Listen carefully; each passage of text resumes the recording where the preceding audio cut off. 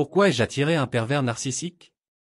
Attirer un pervers narcissique peut être influencé par plusieurs facteurs. Il est important de noter que la responsabilité d'une relation abusive ne repose jamais sur la victime, mais comprendre certaines dynamiques peut aider à prévenir de futures expériences similaires. Voici quelques raisons possibles. 1. Caractéristiques personnelles. Empathie et compassion. Les personnes empathiques et compatissantes sont souvent des cibles idéales pour les pervers narcissiques, car elles sont plus enclines à excuser les comportements abusifs et à essayer de sauver l'autre personne. Faible estime de soi. Une faible estime de soi peut rendre une personne plus vulnérable aux manipulations et aux abus, car elle peut chercher validation et acceptation auprès des autres, y compris des pervers narcissiques.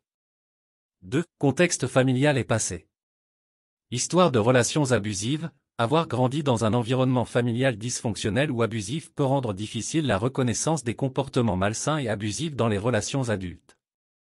Attachement et besoins émotionnels. Les besoins émotionnels non satisfaits durant l'enfance peuvent pousser à rechercher des relations qui, bien que toxiques, semblent combler ces besoins initiaux.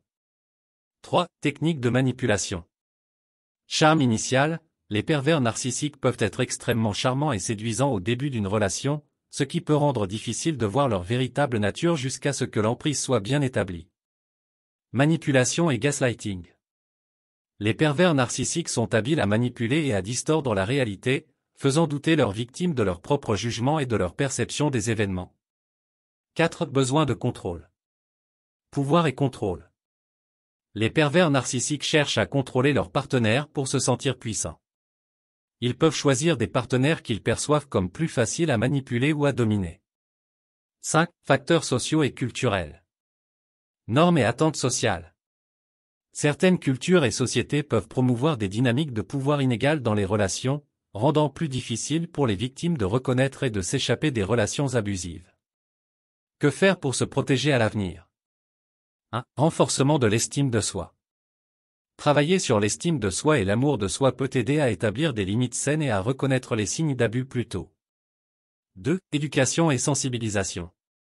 S'informer sur les caractéristiques des relations toxiques et des pervers narcissiques peut aider à identifier les signes avant-coureurs. 3. Soutien et thérapie.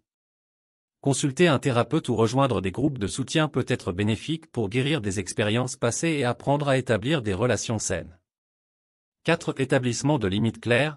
Apprendre à dire non et à établir des limites claires est essentiel pour se protéger des manipulations et des abus.